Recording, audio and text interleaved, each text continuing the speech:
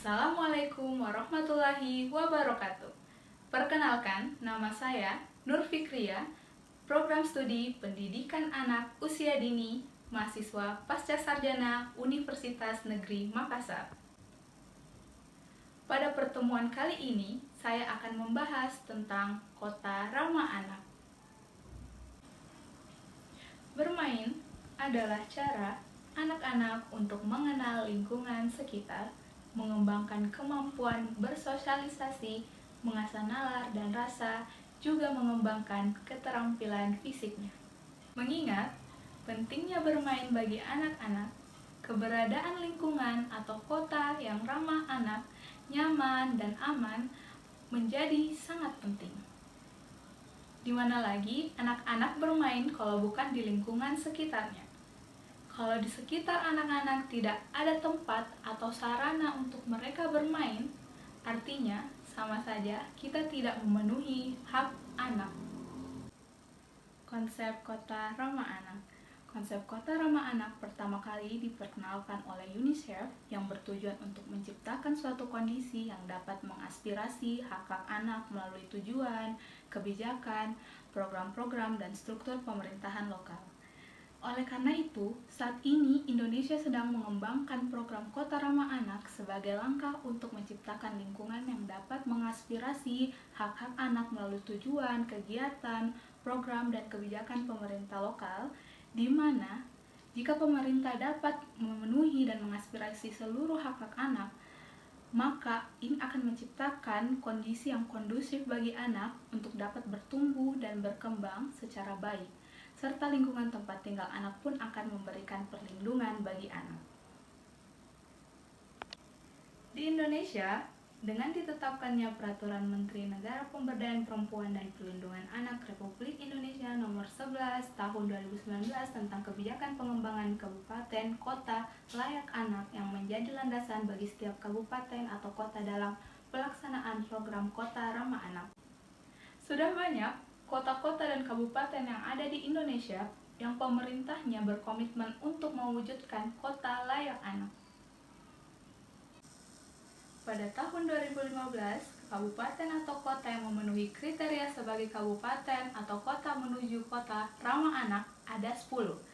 Kabupaten atau kota yang terpilih sebagai kabupaten atau kota yang menuju kota layak anak yaitu Kota Surakarta, Kota Yogyakarta, Kota Kupang, Kota Padang, Kabupaten Sidoarjo, Kabupaten Malang, Kabupaten Sragen, Kabupaten Serdang, dan Kabupaten Gorontalo. Namun, setelah melakukan pengkategorian, hanya ada 3 kabupaten atau kota yang memenuhi kategori utama untuk menuju kota ramah anak, yaitu Kota Surakarta atau Solo, Kota Surabaya, dan Kota Denpasar. Sedangkan untuk kota ramah anak belum ada kabupaten atau kota yang mendapatkan. Kota Surakarta atau yang lebih dikenal dengan Kota Solo menjadi rujukan bagi kabupaten atau kota di Indonesia untuk mengembangkan kabupaten atau kota menuju kota ramah anak. Pemerintah menargetkan pada tahun 2030 Indonesia menjadi negara ramah anak. Hal tersebut selaras dengan target capaian tujuan pembangunan berkelanjutan oleh Perserikatan Bangsa-Bangsa atau yang disingkat dengan PBB. Faktor pendukung dan penghambat.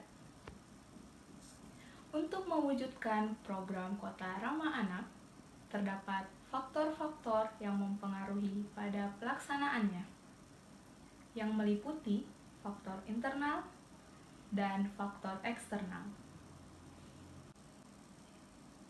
Faktor internal yaitu faktor yang bersumber dari dalam lingkungan pelaksana kebijakan, yakni sumber daya. Sumber daya meliputi sumber daya manusia, sumber daya finansial, sumber daya fasilitas, sarana dan prasarana, komitmen pemimpin dan pelaksana kebijakan, serta komunikasi. Faktor eksternal merupakan faktor yang bersumber dari luar lingkungan pelaksana kebijakan, yakni dukungan masyarakat, dan dukungan dunia usaha untuk mewujudkan program Kota Ramah Anak dalam upaya pemenuhan hak-hak anak. Untuk faktor penghambat yang terdapat pada faktor internal, dapat diketahui bahwa faktor sumber daya manusia, komitmen pemimpin, dan pelaksana kebijakan menjadi faktor yang menghambat pada pelaksanaan program Kota Ramah Anak. Pada faktor sumber daya manusia, memiliki kendala yaitu keterbatasan sumber daya manusia yang tersedia baik secara kuantitas maupun kualitas dalam pelaksanaan berbagai kegiatan dalam program Kota Ramah Anak, sehingga dalam pelaksanaannya belum maksimal. Untuk saat ini, secara umum di Indonesia dapat dikatakan bahwa masalah anak belum menjadi prioritas dalam kebijakan dan penganggaran di pemerintah kota, dan gerakan perlindungan anak belum dilakukan secara maksimal. Perubahan-perubahan yang diharapkan belum signifikan. Contohnya, masih banyak ditemukan permasalahan-permasalahan pada anak, diantaranya kekerasan psikis, kekerasan fisik, dan penelantaran ekonomi, kekerasan ekonomi, eksploitasi, trafficking, pelecehan seksual. Masih banyaknya anak yang terlihat mengamen ataupun mengemis di tepian jalan atau pada lampu merah. Selain itu, ada juga kekerasan ekonomi yang sering dialami oleh anak. Mereka terpaksa bekerja dikarenakan keterbatasan ekonomi sehingga anak membantu orang tuanya bekerja. Masih banyaknya anak-anak yang terpaksa bekerja atau dipekerjakan pada saat jam belajar anak karena orang tua yang tidak dapat memenuhi kebutuhannya. Bahkan, ada beberapa anak yang hidup di jalanan menjadi pengemis dan gelandangan. Pemandangan seperti itu sering kita jumpai di pinggiran jalan ataupun di lampu merah. Oleh karena itu, semua faktor-faktor pendukung diharapkan mampu bekerja sama untuk menyelesaikan masalah-masalah tersebut, yang mana sampai sekarang belum bisa teratasi sepenuhnya.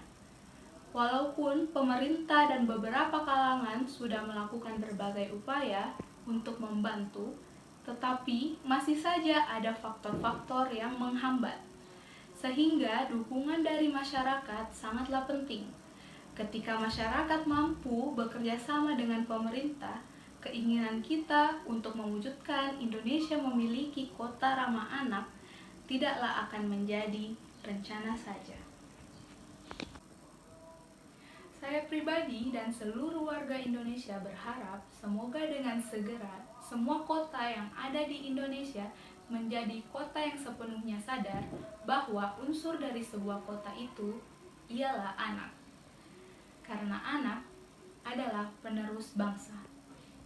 Kota ramah anak menjadi komunitas tempat suara, kebutuhan, dan hak anak diintegrasikan dalam undang-undang, kebijakan, peraturan, program, dan anggaran. Kota yang ramah anak juga bisa menjamin anak untuk mempunyai ruang hijau untuk tanaman dan hewan. Anak bisa hidup di lingkungan yang bebas polusi, anak bisa bertemu dan bermain dengan temannya, anak aman berjalan di jalan, anak terlindungi dari eksploitasi, kekejaman, dan anak bisa menerima pelayanan dasar seperti kesehatan dan pendidikan. Suatu kawasan atau kota dapat dikatakan ramah anak apabila dengan melihat kondisi lingkungan yang aman, nyaman, dan penuh kasih sayang. Sebab hubungan yang terjalin dengan rasa cinta dan kasih sayang antara anak dengan lingkungannya, anak dengan orang tua, maupun anak dengan sesama teman sebayanya sangat berpengaruh dalam membentuk karakter seorang anak. Sekian penjelasan dari saya tentang Kota Ramah Anak. Sampai bertemu di pertemuan berikutnya. Wassalamualaikum warahmatullahi wabarakatuh.